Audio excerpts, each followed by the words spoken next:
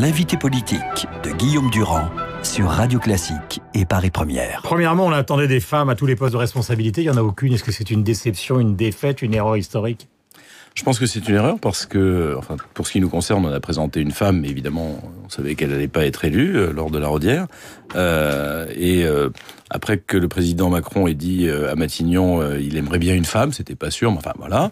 Là, il y avait une occasion, avec cette féminisation formidable de l'Assemblée nationale, de mettre une femme aux commandes.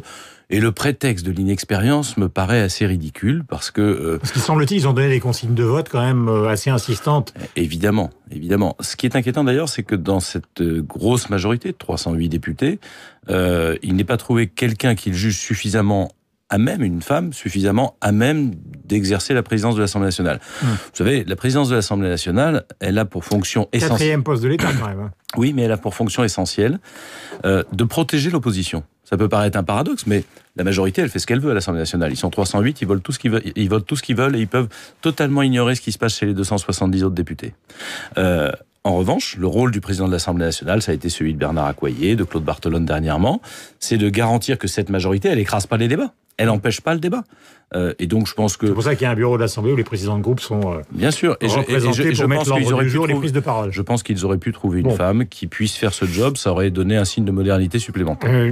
Jean-Christophe Lagarde, les mélenchonistes sans cravate, c'est un clin d'œil qui vous amuse, qui vous fait sourire, ou vous considérez que c'est une sorte d'irrespect ? Je pense que c'est un piège pour qu'on parle d'eux, alors que ça n'a aucun intérêt. C'est une forme d'irrespect, évidemment. D'irrespect d'abord de la tradition de l'Assemblée nationale. C'est pas la peine de venir siéger quelque part si c'est juste pour dire qu'on n'est pas d'accord avec la façon dont ça fonctionne. Et deuxièmement, d'irrespect pour les électeurs qui les ont amenés là et qui entendent qu'ils se comportent. Mais vous l'avez senti Mais est-ce que vous savez à quoi ça sert finalement cette espèce d'étiquette ? Vous imaginez que tout le monde débarque en short, jean, cravate et sandales dans l'hémicycle. Est-ce qu'on pense que c'est quelque chose... Non, mais il y a le prétexte, c'est toujours la réminiscence historique, non, ils se foutent du monde. Les sans-culottes. En réalité, ils se foutent du monde. Ils font de la provocation pour qu'on parle d'eux et on vivra 50 provocations. Mais leurs électeurs ont souhaité avoir ces provocateurs à l'intérieur.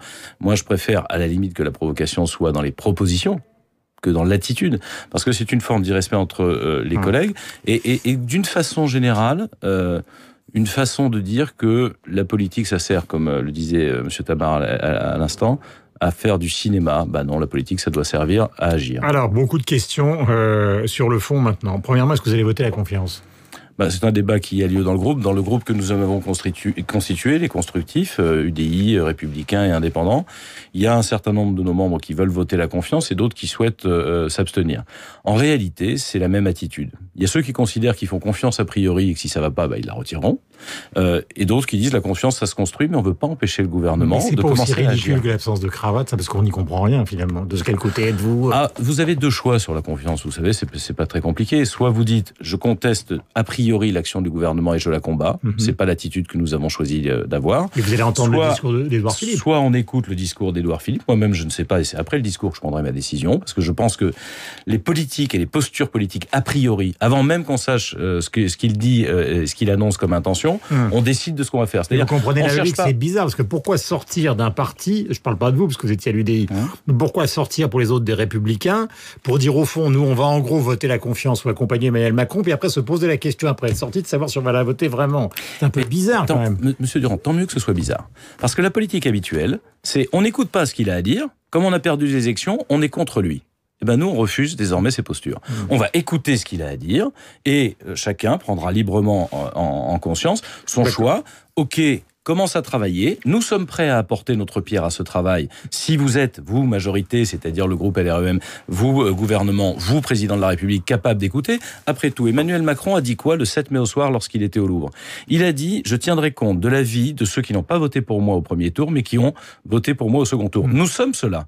Et nous voulons donner notre avis parce que nous pensons que le plus essentiel n'est pas de s'opposer en attendant que le gouvernement échoue, parce que ça, c'est les Français qui payent les pots cassés, mais d'essayer d'aider à reconstruire la France. Ça va dépendre de leur capacité d'écoute, mais nous, on est prêts à discuter et aussi à écouter. Est-ce que vous croyez qu'il peut y avoir une surprise ? Est-ce que vous avez entendu dans les couloirs de l'Assemblée nationale, donc cette histoire de réunion du Congrès à Versailles qui pourrait intervenir lundi, ou après cette journée passée à l'Assemblée, vous avez l'impression que c'est reporté peut-être au mois de septembre ? Je l'ai plus entendu dans les médias que dans les couloirs de l'Assemblée nationale, mais pour dire les choses, je trouverais ça curieux vraiment curieux que le président de la République s'exprime la veille de la déclaration de politique générale du Premier ministre, qui est l'engagement de la politique du gouvernement.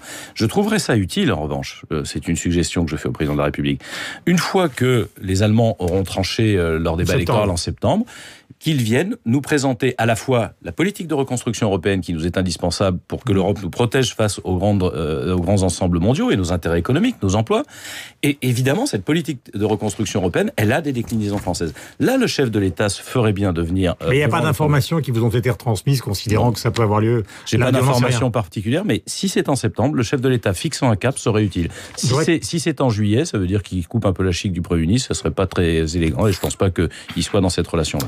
On écoute Muriel Pénicaud, donc, qui est chargée de la loi travail, qui va être présentée ce matin au Conseil des ministres. Voici ce qu'elle dit sur la loi et voici ce qu'elle dit aussi sur l'affaire qui la concerne, Business France. Vous allez réagir en direct à ces deux propos, ces deux assertions. Muriel Pénicaud. Cette réforme du Code du travail, je crois qu'elle est attendue par les Français. Ils ont donné un signal clair de demande de changement. On veut faire une réforme qui amène plus de dialogue social et économique, qui amène plus de liberté, plus de sécurité. C'est tout ça qui m'intéresse.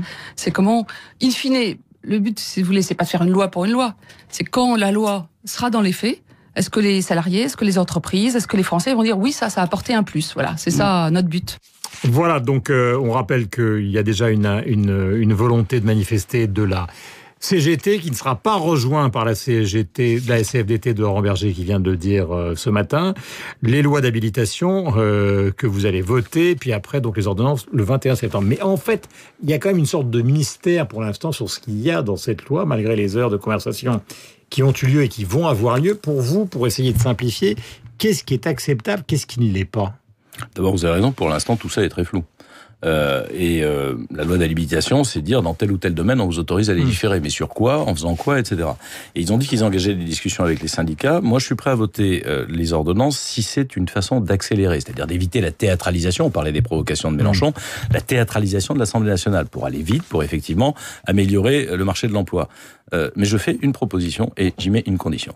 Cette proposition et cette condition, c'est simple. C'est que le gouvernement s'est engagé à discuter avec les syndicats. Je souhaite qu'il discute avec des représentants des gouvernements, des groupes parlementaires, pour une raison très simple. C'est pas parce qu'on l'autorise à écrire des ordonnances qu'il ne doit plus discuter avec les responsables politiques qui l'y auront autorisé. Mais cette conversation, elle doit être fondée sur quelque chose de fond. C'est pas simplement un dialogue aimable, etc. Bien sûr. Moi, je pense par exemple qu'on doit avancer sur ce qu'ils appellent, moi j'appelle ça eux, ils appellent ça le contrat de chantier. Moi, j'appelle ça le contrat de mission. C'est quelque chose qui est nécessaire à la vie des entreprises, à la souplesse. Il faut être clair, un contrat de mission, c'est plutôt que d'avoir c'est un CDI. C'est pas un CDD. C'est un CDI, mais qui s'arrête à la fin d'une mission. Vous faites une saison à Radio Classique de septembre à juin, par exemple, et à la fin de cette saison, même si c'est un CDI, on y met un Plus terme. simplement que ça, vous montez un système informatique, un programme informatique, ça peut prendre 4-5 ans, personne ne le sait réellement au départ, mais à la fin, quand le contrat est clôturé, ça donne de la souplesse. Vous savez, à force de rigidifier le marché du travail, on croit protéger les salariés, mais en fait, on empêche les chômeurs d'être embauchés.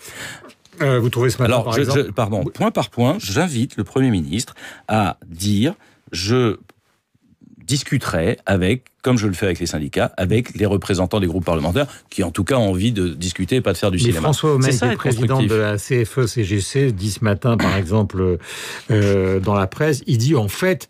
Personne n'a établi un lien direct entre la rigidité du Code du travail et le chômage de masse. Alors, c'est ça l'objectif. Tu parles. Quand on regarde, en l'occurrence, ce qui s'est passé, par exemple, en Suède, qui a fonctionné, ce qu'on appelle la flexi-sécurité, on facilite effectivement l'embauche et aussi la fin du contrat de travail. Il y a beaucoup moins de chômage que chez nous. Et il y a des tas de pays où ça fonctionne comme ça. Si on est un des pays où il y a le plus grand nombre de chômeurs... C'est à cause du Code du travail. C'est en partie, il n'y a pas que ça, il y a aussi le coût. Parce que lui, il dit c'est la désertification, c'est le fait que les salariés ne sont pas mobiles contrairement à d'autres pays. Alors c'est une cause qui est secondaire, mais qui existe, parce que par exemple, quand vous achetez une maison ou un appartement, vous allez payer 8% de frais de notaire, et donc forcément, ça plombe votre capacité de mobilité. Enfin, il y a des tas de raisons. Mais la première, c'est effectivement... la rigidité du marché du travail. Je vous prends une deuxième chose. Attendez, parce que 85% des emplois en France, c'est dans les PME. Et quand on ne connaît pas les indemnités de départ en cas de licenciement, on ne recrute pas parce qu'on a la trouille. Ça, c'est une vraie rigidité. Et ça, pour l'instant, dans les ordonnances, je crois qu'ils ne le règlent pas. L'affaire Business France, voilà ce que disait Madame Pénicaud. Il y a eu une erreur de procédure. Quand j'ai été alertée là-dessus, c'est Business France qui organise. Il y a eu une erreur de procédure dans les équipes. Ça peut arriver sur 500 conventions par an. Il y a eu une erreur. J'ai immédiatement déclenché un audit interne et externe.